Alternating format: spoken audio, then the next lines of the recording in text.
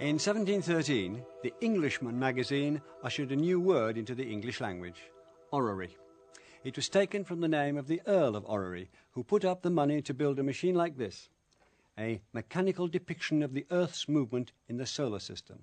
The motion of the universe itself, laid bare by Isaac Newton's work on gravity and cosmology, had been put into miniature order.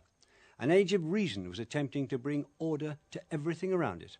And in the 18th and 19th centuries, a series of self-appointed authorities tried to tame the unruly English language. It was a heavyweight contest.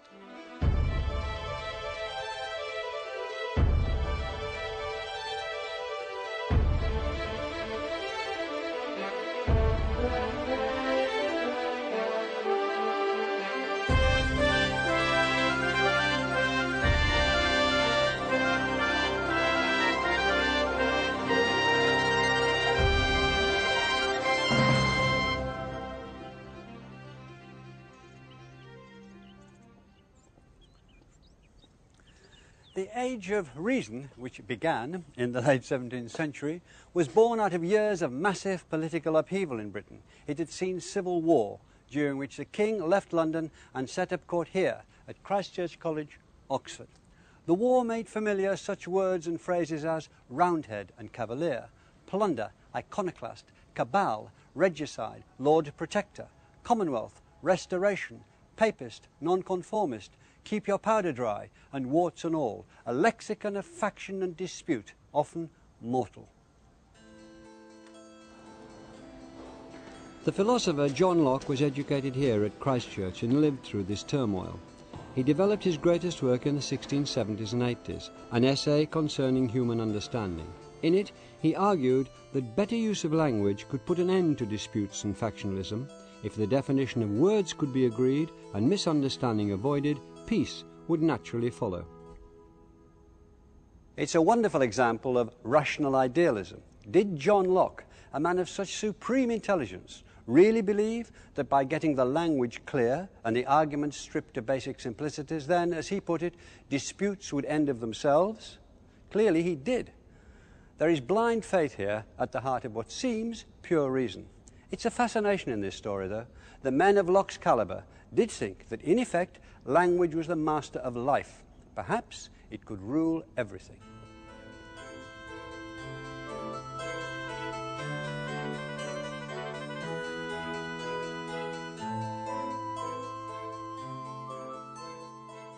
Locke was a member of the Royal Society, founded in 1660 to promote what we call science, but they called physico-mathematical experimental learning. They tried to write pure and simple English, to avoid what they described as this vicious abundance of phrase, this volubility of tongue. At the time, learned books were usually written in Latin, because Latin was understood internationally and was regarded as more precise. The members of the Royal Society wanted to make English a fit language for scholars, and English began to make inroads into the territory of Latin. Newton had published his Principia Mathematica in 1687 in Latin, but in 1704 his Optics was published, written in English, a new kind of rational English, larded with terms of inquiry and argument. I proceeded by this analysis to discover and prove the original differences of the rays of light, in respect of refrangibility, reflexibility, and colour, and their alternative fits of easy reflection and easy transmission, and the properties of bodies both opaque and pellucid, on which their reflections and colours depend.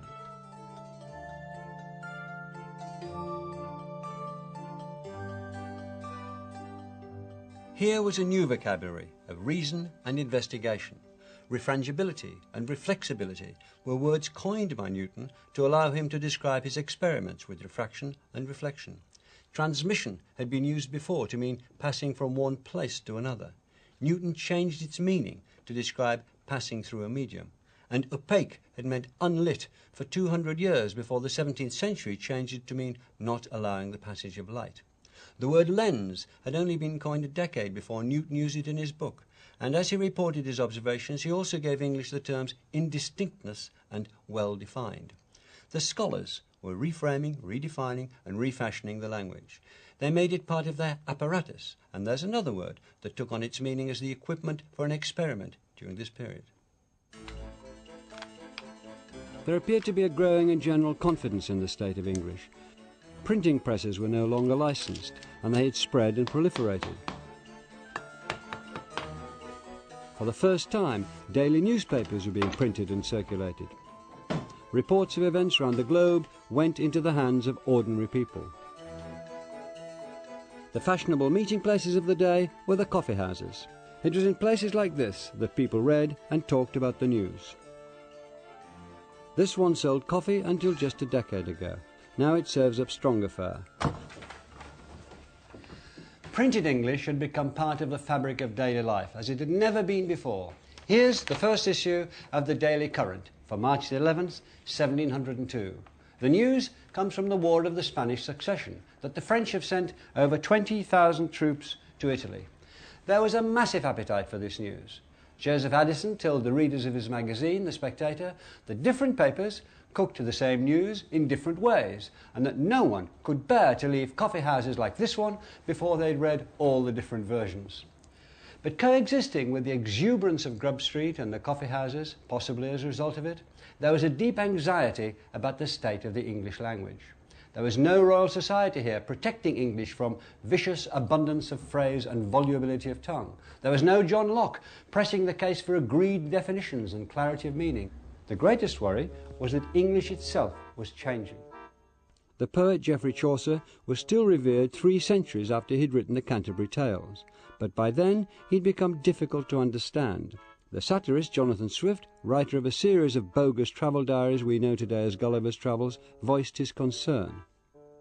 How then shall any man be able to undertake his work with spirit and cheerfulness, when he considers that in an age or two he shall hardly be understood without an interpreter? The aristocracy couldn't be relied on to set the example.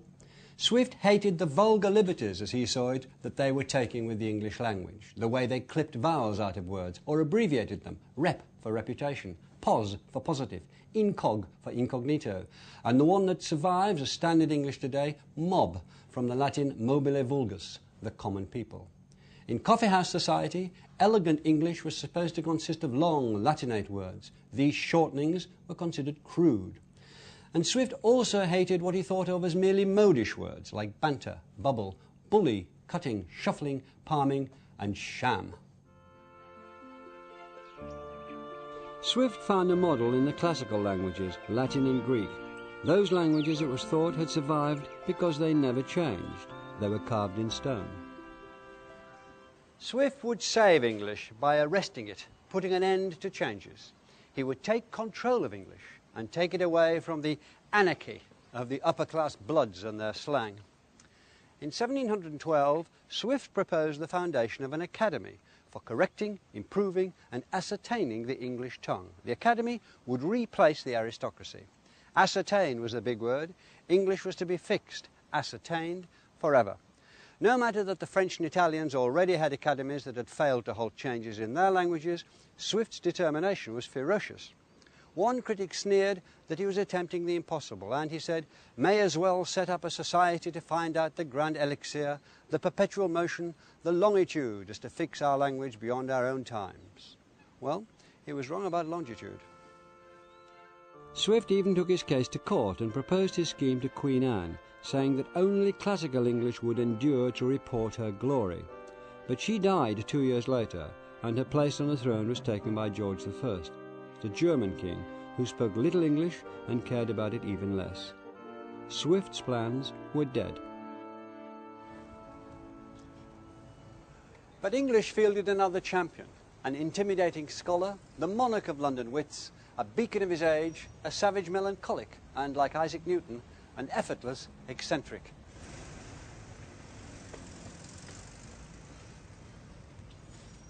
He lived and created his masterwork in this house in Gough Square, just off Fleet Street in London. Came the hour, came Dr. Samuel Johnson and his great dictionary. He thought he could write it in 3 years. When it was put to him that it had taken 40 Frenchmen 40 years to compile their dictionary, he replied, 40 times 40 is 1600. As 3 to 1600, so is the proportion of an Englishman to a Frenchman.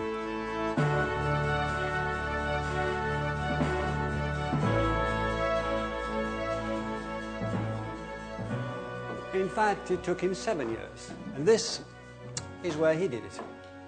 In this garret on the top floor of this house, he fed material, 43,000 words and definitions, etymologies and quotations showing how they were used, to 6 assistants who wrote them down. Johnson's achievement with the dictionary was immense and immensely idiosyncratic. He left out proper names. He included obsolete words if they were found in authors not obsolete, and was criticised for including archaic words such as degradation, cubiculary, incompossibility, jobbanal, and opiniatory. He confessed to omitting words he couldn't explain because he didn't understand them. In a manner which would enrage and amaze all future lexicographers, he acknowledged that many terms of art, manufacture and trade are omitted, but for this defect I may boldly allege it was unavoidable. I could not visit caverns to learn the miner's language, nor take a voyage to perfect my skill in the dialect of navigation. His dictionary is lacking in the areas of law, medicine and the physical sciences. He left out rude words, and when 2 society ladies asked him why, he responded, "What, my dears? Then you've been looking for them." The dictionary was finally published in 2 folio volumes in 1755. And this is it. With all his omissions and banishments, it's a wonder that the dictionary carried any weight at all. In fact, it carried immense authority and also served a purpose of national pride, that English literature could boast such a mighty engine of words, and through the genius not of a French committee, but of an English individual.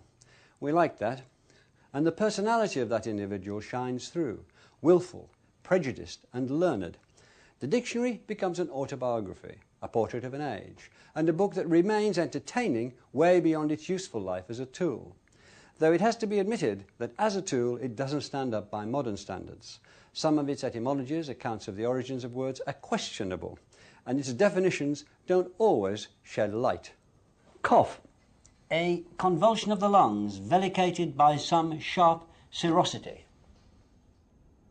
And dross, he says, the recrement or despumation of metals. Sometimes they're biased or inaccurate. Oats he describes as a grain, which in England is generally given to horses, but in Scotland supports the people. Tarantula is an insect whose bite is only cured by music. Dull, he says, is not exhilarating, not delightful, as to make dictionaries is dull work. When he began his work, he sounded very much like the inheritor of Swift's great plan. The idea, he wrote, was to make a dictionary by which the pronunciation of our language may be fixed, its use ascertained, and its duration lengthened. But after he'd worked on the dictionary and come to write the preface, his pragmatism and his honesty saw a rueful but radical change of mind. English wasn't going to be tied down. No dictionary, Johnson added, could embalm a language and preserve it from corruption and decay, implying that for Johnson, like Swift, change was still for the worse. But I think there's something to celebrate in the end of the idea of trying to fix the meaning of words. English would never be lashed down, and the power of its freedom gave it, I think, an extra cylinder when it came up against the obstacle or the opposition of other languages. Goat, a ruminant animal that seems a middle species between deer and sheep. Electric, attractive without magnetism. Petroleum is a liquid bitumen, black, floating on the water of spring. Enthusiasm, a vain belief of private revelation. Lexicographer, A vain confidence. a writer of dictionaries, a harmless drudge. Johnson's work won both brickbats and garlands, but it was rarely ignored. There was praise from the 2 European countries which had established academies to regulate their language, Italy and France. A French journal declared that Johnson himself was an academy for this island. And although it didn't fix forever the meaning, or in Swift and Johnson's word, ascertain a single word, the dictionary is still read and enjoyed in all its eccentric, dusty glory.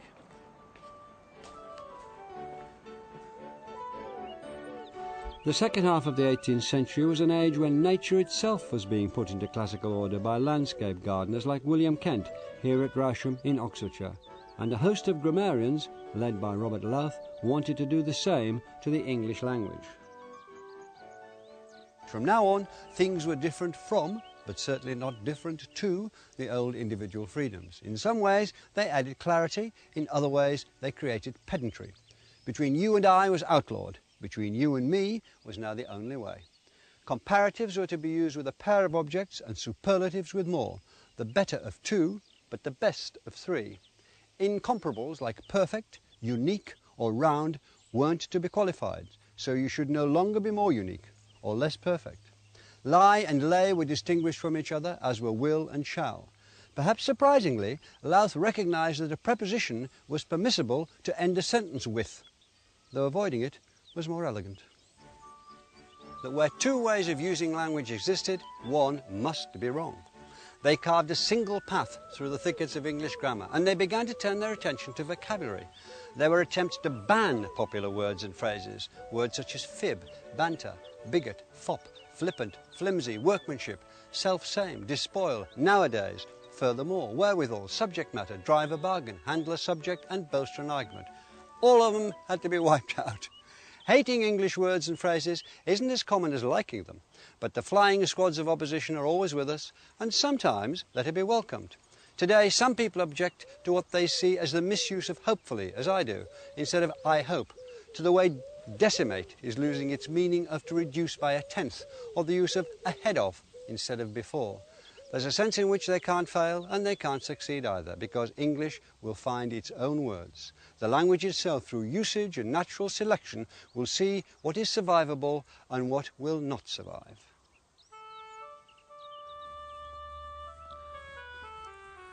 The 18th century was a paradise for the terrible twins, class and snobbery, and in they came, pat on cue. The new rules and regulations were immensely influential, not for the upper classes, who felt no need to change the way they used English, or for the lower classes, who had little incentive.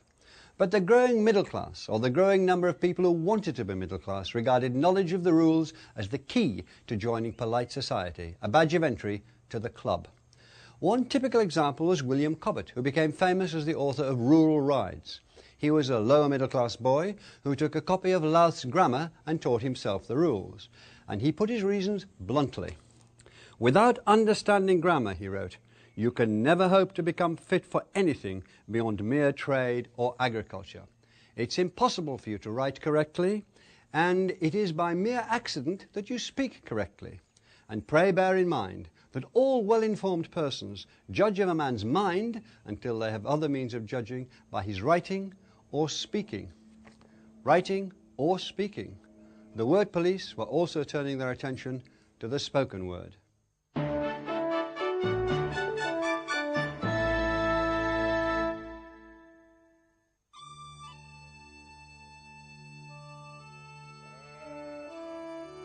English reached the Scottish lowlands not long after the first Anglo-Saxon invasions in the 5th century. As it replaced Gaelic as the language of lowland Scotland, it took on a character of its own. The English-speaking Scots took up words that were unknown further south. Contact with the French produced bonny from bon, assiette from assiette for a serving dish, and fâche from the old French fâcher, meaning to annoy. I remember it being in common use in the borders, in don't fash yourself, meaning don't get agitated. The Dutch gave the Scots callant, which became callan, meaning lad, mudsekin, which became muchkin, a quarter pint, and the Dutch kolf, a stick or a club, is the probable origin of the Scottish invention golf. And there were hosts of words from the Gaelic, cairn, ceilidh, claymore, gilly, glen, ingle, meaning a fire in a hearth, strath, a wide valley, loch, sworn, and whisky. And as well as words, the Scots had their own ways of talking. Yeah, I want to try some of the sausages, please. It's the apricots in it that I'm not sure about if that. Along with the neeps, that is fantastic. Then you had the next course as well. And the whisky had nothing to do with it. In 1761, Thomas Sheridan, Irishman, former actor, and a self-appointed master of elocution and pronunciation, came to Edinburgh. He was on a mission to teach the lowland Scots how to speak English properly. It's hard to believe that there could have been a sense of inferiority among the great and good of Scotland in the Age of Enlightenment. This was one of Europe's intellectual powerhouses, and here at Edinburgh, the Signet Library is filled with the fruits of their learning: the philosopher David Hume, the economist Adam Smith, the engineer James Watt, the architect Robert Adam, the geologist James Hutton, and the historian William Robertson. They were the first among many equals. But there was a sense of inferiority, and it lay in their use of language. Since the Act of Union in 1707, Scotland had been part of a united Britain. A new idea had swept through the whole country, the idea that there was only one proper way to speak English. The idea was partly the result of the spread of the printed standard English. More people than ever were reading, but they weren't reading the local dialects they'd grown up hearing. There'd always been a gap between what was said on the page and what was said on the tongue. But now, in what could be called the Great Print Shift, the printed version started to be regarded as correct.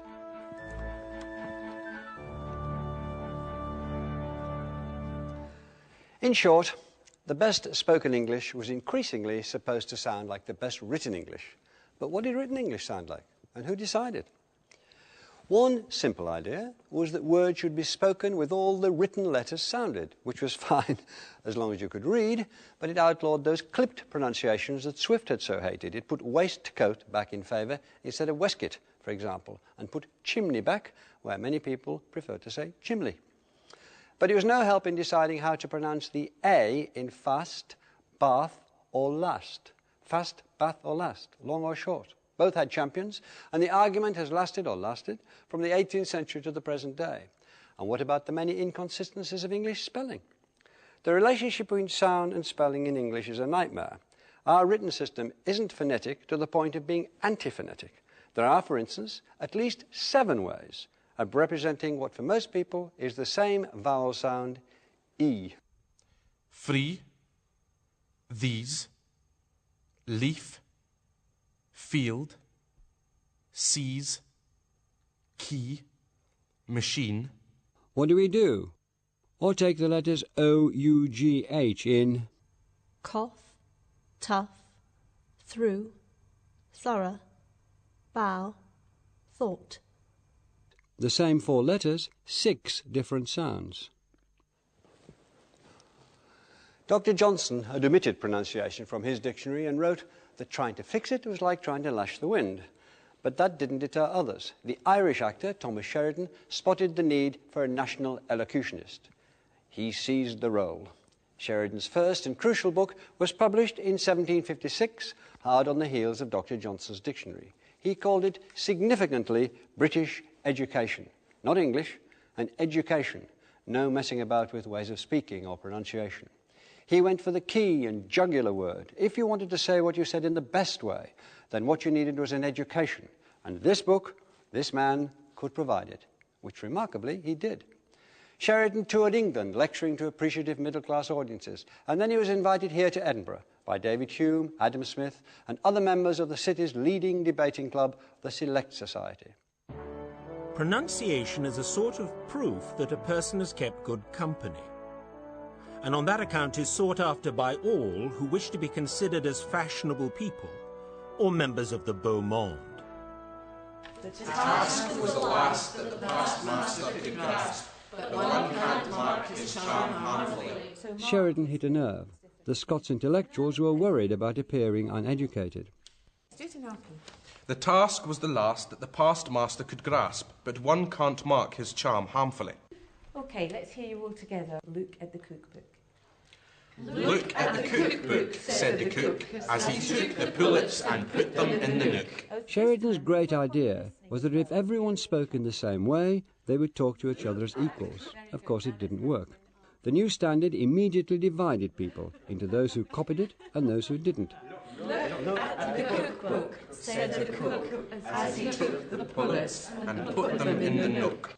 But some Scots were affronted by the very suggestion that their speech was inferior. They needed a standard bearer, and the post was not empty for long.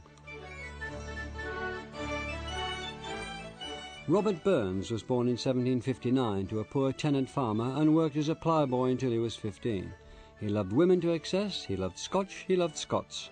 He published his first collection in 1786, poems chiefly in the Scottish dialect, and was canny enough to leave out some verses which he'd written in more standard English. It was a shrewd move. The Scots had found someone to make them proud of their own language. He came to Edinburgh and on his first visit stayed here at Ladystairs Close. He was feted, patronised and ruined perhaps as the ploughman poet. He died when he was only 37, but his legacy is vast.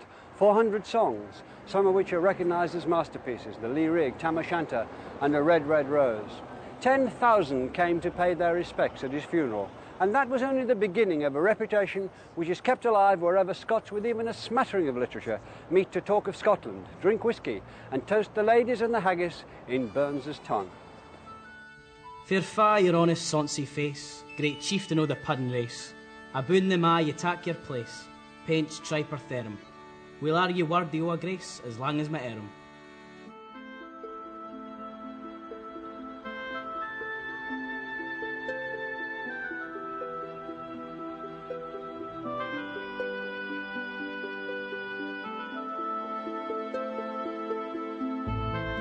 Just south across the border from the lowlands where Burns spent his youth lie the fells, the Norse word for mountains, which form the Lake District.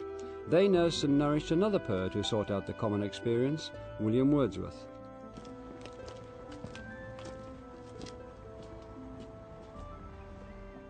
Wordsworth wrote down a lot of his work in this small cottage in Grasmere, which used to be a pub. He liked to use this chair with its flat arm to work on his poems. Poetry, once the preserve of the high-born or the high-flown, was being stormed by romantic and revolutionary language. His contribution to English poetry has been well and widely cherished. Wordsworth's contribution to the adventure of English is that in the preface to his lyrical ballads, first published in 1798, he stressed that poetry could be written in the language really used by men and didn't need a special poetic diction to express deep feelings. Up, up, my friend, and clear your looks. Why all this toil and trouble? Up, up, my friend, and quit your books, or surely you'll grow double. The sun above the mountain's head, a freshening lustre mellow, through all the long green fields has spread his first sweet evening yellow.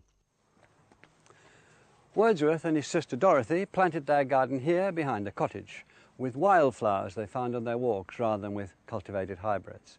It was much the same with the language of his verse. Poetry wasn't supposed to use such simple language.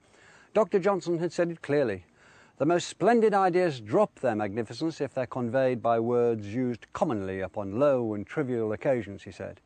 And Johnson thought that Shakespeare had ruined the tone of Macbeth by using the word knife, a tradesman's word used by butchers and cooks, as he put it. Wordsworth warned that readers who were used to what he called the gaudiness and inane phraseology of many modern writers will perhaps frequently have to struggle in reading his work, struggle with feelings of strangeness and awkwardness. They will look around for poetry. Books, 'tis a dull and endless strife. Come, hear the woodland linnet. How sweet his music! On my life, there's more of wisdom in it.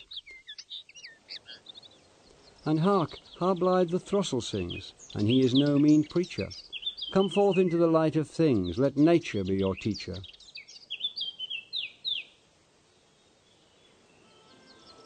Wordsworth was reviled for many years by critics and other poets for daring to bring poetry to the voice of the people, in a way to give it back to its bedrock of Old English.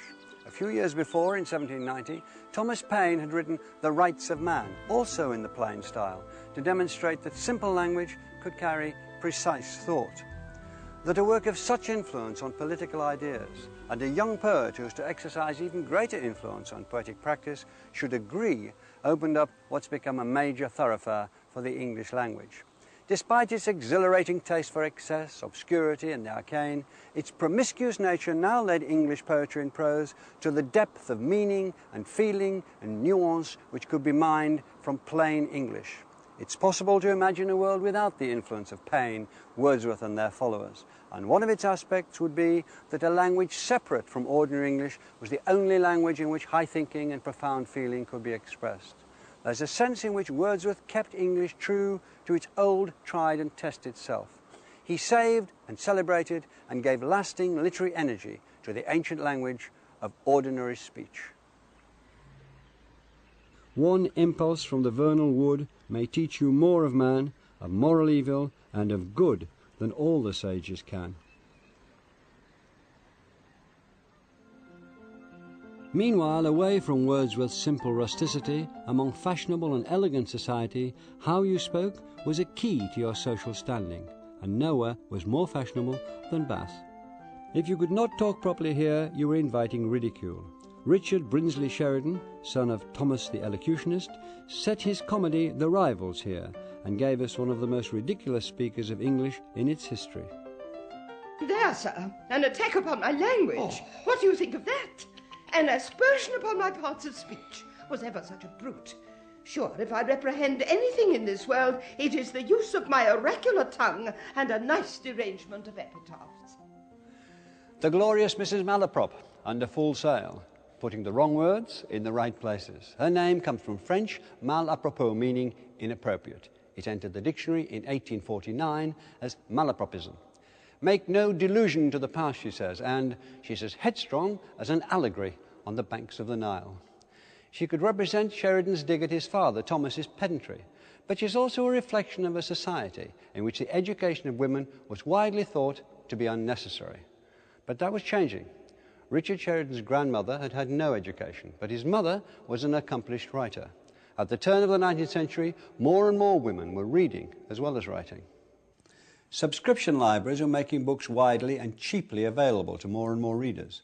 Female readers created an appetite and a market for novels, works of romance and sensibility which earned little respect or no respect among intellectuals. Yet out of this atmosphere and out of this city came a woman who helped the novel to be recognised as writing in which wit, brilliance, depth and variety could find expression every bit as impressive as could be found in the more established forms of poetry and drama. The novel, especially her novels, became the benchmark for good English. She was, of course, Jane Austen, whose prose was to clarify the English of that Enlightenment romantic era to a crystalline standard never achieved before and rarely since. In a way, she became the academy Dr. Swift and Dr. Johnson had dreamed of. And what are you reading, miss? Oh, it is only a novel, replies the young lady, while she lays down her book with affected indifference or mounting shame. It is only Cecilia, or Camilla, or Belinda, or in short, only some work in which the greatest powers of the mind are displayed, in which the most thorough knowledge of human nature, the happiest delineation of its varieties, the liveliest effusions of wit and humour are conveyed to the world in the best chosen language. The world of Austen's novels is one in which a single man in possession of a good fortune is in want of a wife, and a single woman in want of a husband in possession of a good fortune. But they have to prove themselves worthy to each other and to society. They are judged. There's a whole lexicon of social acceptability in Jane Austen's work, words like agreeable, appropriate, delicacy, discretion, eligible, order, propriety, respectable, and unfit. Yet Jane Austen has her boundaries. The language of the streets is kept firmly outside the Austen door. The language of bodily parts was not allowed in the Austen parks and drawing rooms. In her own way, Jane Austen was every bit as masterful and controlling as the men whom time has seen her surpass. Her own proper and correct use of English has permeated the minds and sensibilities of hundreds of thousands of her readers. Swear words would never do. The human body had become the great unmentionable of Jane Austen's time, and to deal with it, English had produced a fantastically inventive list of euphemisms. These are all polite terms for the male organ from popular speech or writers of the 18th century. Not that Jane Austen or any of her heroines would have let them pass their lips. Tailpipe, pilgrim's staff, Captain Standish, silent flute, pike of pleasure, mutton dagger, Cupid's torch, chink stopper, Nimrod, the mighty hunter, His Majesty in purple cap, beloved guest, picklock, pleasure pivot, pump handle, dear morsel, and Dr. Johnson, because there was no one that Dr. Johnson was not prepared to stand up to. It can seem comical today, as though avoiding the word could avoid the thought. But that's a testament to the power of language. It was all part of putting English in its place. English was treated by the self-appointed censors as if it were an unruly mob, a subversive faction, a party of revolution. And reputation was no armour against their assault. It was the 18th century that first took the scissors to Shakespeare, removing hundreds of lines with words like whore and strumpet and devil. This prudery, as we would see it, was a product of the society whose idea of elegance and decorum had produced Johnson and Jane Austen. It was the ultimate result of Johnson's notion that language was the dress of thought, and that heroic sentiments were degraded by common words. Remove the words, remove the thought.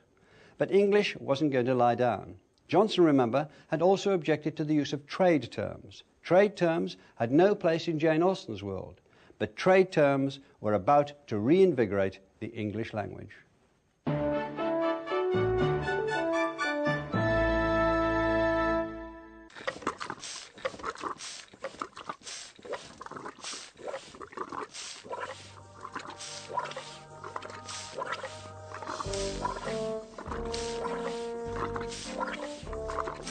In 1756, the Scottish engineer James Watt was working on improving the steam engine.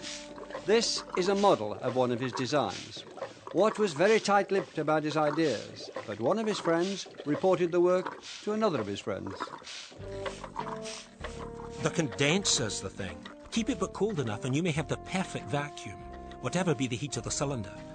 I also learned that the great difficulty was to make the piston tight. Piston, cylinder, condenser, this is the new language of steam power. And in the same recollection we read about the eduction pipe, the steam vessel, the reservoir, the air pump and the siphon. English was called up for the new technology. Watt's condenser was the key to efficient and practical steam power, and it changed the world.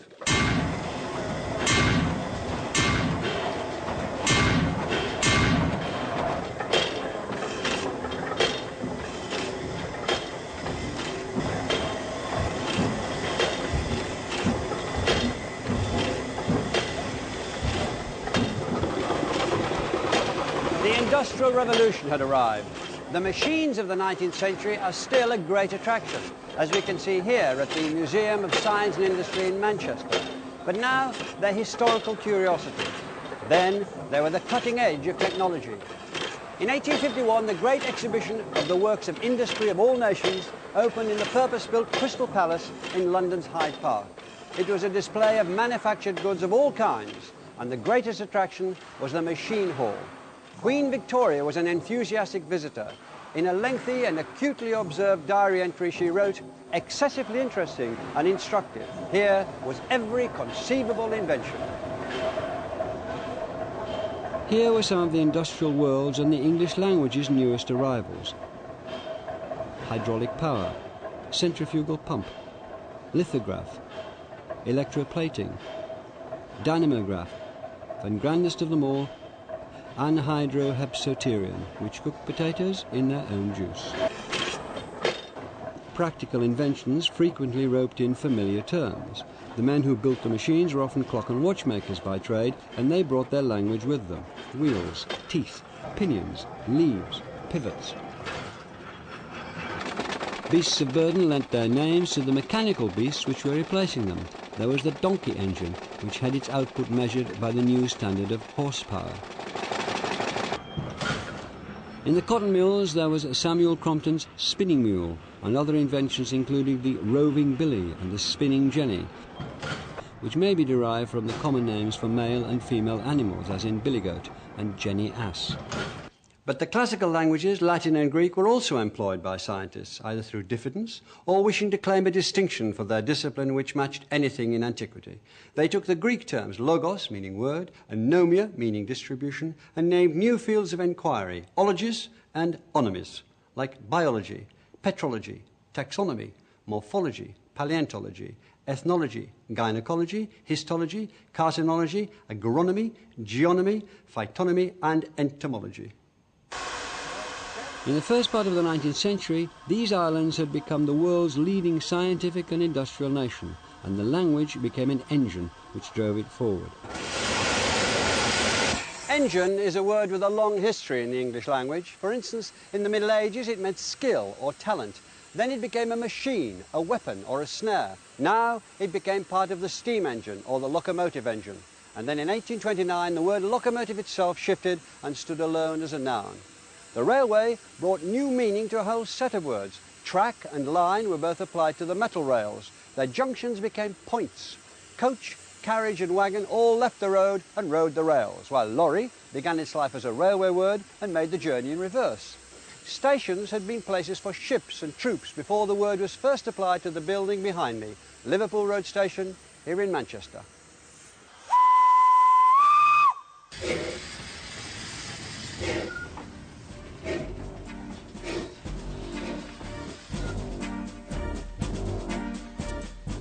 And behind the locomotive was the train of carriages, a line of them, in the same way that English had spoken of a train of followers, or the trailing train of a dress.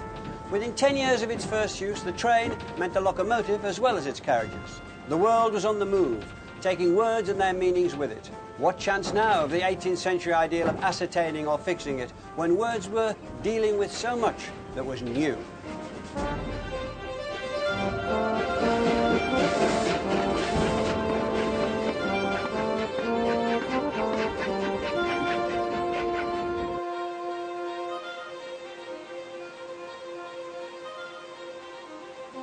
Other words were shifting in meaning too, reflecting massive social changes. Factories had been foreign trading stations in the 17th century. Mills had once been places to grind corn. Now they both meant places of manufacture, and they were getting larger. The word industry had moved away from the idea of individual diligence or work and come to represent a whole institution. So had labour and capital, as the forces they described gathered pace.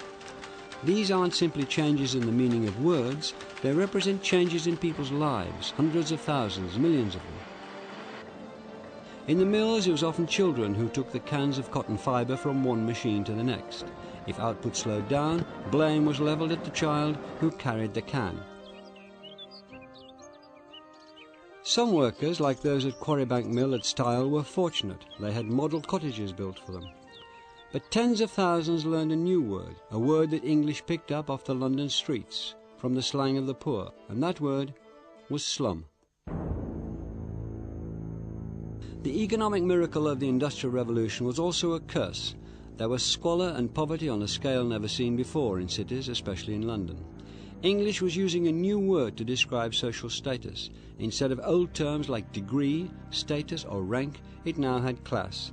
And the slums were the realm of the lower classes, the working classes. The 18th century ideas of proper speech became stronger than ever, as the language police sneered at urban working class dialects such as Cockney. Would the Cockney speech of that time, of the 18th century, have sounded very much like the Cockney speech today? What would have characterised it?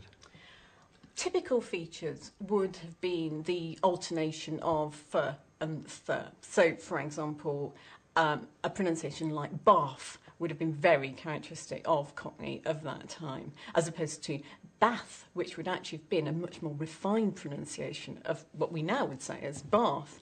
So a lot of the markers shift their values at that time. Another very typical one, often regarded as the kind of vice of the Cockneys, as by John Walker in 1791, was the alternation of V and W. So a word like well would be pronounced as vel, for example. This was very much a living reality of Cockney speech throughout the late 18th century and into the 19th century. But Cockney was regarded as uncouth, wasn't it? It was regarded as a sign of not being educated. It was looked down on. No, Cockney was certainly regarded as uncouth. It was the speech, as another writer said, of the vulgar provincialists of the metropolis. I mean, it was something that was lacking the educated, literate proprieties which people regarded as the kind of norm to be aimed for. Do you think, in the end, it was disabling to our society that that's what so many people were concentrating on so very much? There was certainly a kind of barrier generated by this, the image particularly of the accentless voice. I mean, obviously, the accentless voice is a kind of myth. Everyone has to speak with an accent. But this barrier erected between those who had managed to shed a regional accent and those who then had acquired what we call the non-localised accent, an accent that didn't reveal your place of birth. And this set up quite a sort of problematic fault line in society, which people strove to try and cross. You should have put your writing boots on. In 1851, the journalist Henry Mayhew identified a new kind of London talk, a cadger's cant done on the rhyming principle. So now you go, the old China. Yeah. All right? Tell you what, I was elephants last night. Oh, the Brahms are list again. I'm just going to go round the Jack Horner. All right. You ain't got any pie mash, have you? Pie mash? I lent you a cockle last night. I can't keep giving you cuds. Deep sea diver? No, not today, mate. What was you on that old Amos again? Feeling mix. What can I say? I'm going down to Frog and Toad. And meantime, keep out the battle cruiser and stay up the Amos. All right. Cockney rhyming slang became the most relished characteristic of Cockney. Its wit and innuendo still give it life today. Dinky doos, cues. Mushroom would be Bobby Crush mash. Grape would be airy ache. Donkey barrow marrow. Like you say with the trousers, like Lionel Blair's flares, clear anus trainers, city slickers knickers, Eartha kits, tits. Slang is a code, a way of a group speaking to itself without being understood by the rest of society, so it's constantly reinvented. In Victorian times there were many such codes where hidden meanings could flout conventional respectability, and one of them was found in a music hall. Mary Lloyd was once criticised by the moral watchdogs for singing "She sits among the cabbages and peas." She responded by changing the words to "She sits among the cabbages and leeks."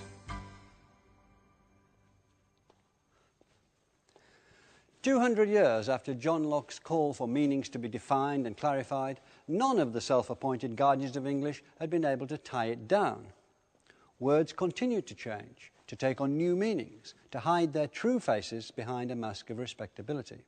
Here, at Locke's Old College, Christchurch, Oxford, in the 19th century, Charles Dodson, a mathematics lecturer, invented a fictional character who would have given Locke nightmares. "When I use a word," Humpty Dumpty said in rather a scornful tone, "it means just what I choose it to mean, neither more nor less." Dodson is better known by his pen name Lewis Carroll, the author of Alice in Wonderland. When he wrote Through the Looking Glass in 1871, he took English further than slang and into the realms of nonsense. This is the opening of Jabberwocky. "'Twas brillig, and the slithy toves did gyre and gimble in the wave. All mimsy were the borogoves, and the mome wraths outgrabe." The only interpreter of this verse that Alice can find is Humpty Dumpty, who defines words just as he wants to. Locke and the language police who came after him would not have approved. It's nonsense, but intellectual nonsense, a clever game with words, quite different from the way the lower classes speak, according to an article that Dodson wrote. "A word means what the speaker intends by it," he wrote, "and what the hearer understands by it, and that is all. This thought may lessen the horror of some of the language used by the lower classes, which is often a mere collection of unmeaning sounds." By the end of the 19th century, attitudes to the class system and language had been tightly bound together. The upper classes spoke clearly and were intelligent leaders. The lower classes grunted and were stupid brutes. Remember that you are a human being with a soul and the divine gift of articulate speech. That your native language is the language of Shakespeare and Milton and the Bible. And don't sit there crooning like a bilious pigeon. The story of Shaw's play Pygmalion is well known. A professor of phonetics finds a Cockney flower girl here in Covent Garden and coaches her to speak English like the upper classes. What isn't so well known is that Shaw had a serious purpose. He thought that the general public obeyed the ruling classes because they expressed themselves so elegantly, so authoritatively. Even their bad ideas sounded convincing in upper-class English. And when the play was produced in London in 1914, there were plenty of bad ideas around. The well-spoken politicians were on course for the First World War. Shaw wanted his play to show that there was no magic in good speech. He even thought that if he could break the spell, he might prevent the war. The play caused an uproar, but not because of Shaw's ideas about class and pronunciation. He broke one of the cardinal rules of polite society at the time. He put a rude word on stage. I must go. So pleased to have met you. Are you walking across the park, Miss Doolittle? If so, Walk? Not bloody likely. I am going in a taxi. That one word, bloody, was the talk of the nation. It caused so much fuss that it erased Shaw's serious message. When the First World War broke out, Shaw could only regret how, as he put it, war can so easily be gilt with romance and heroism and the like by persons whose superficial literary and oratorical talent covers an abyss of God-forsaken folly.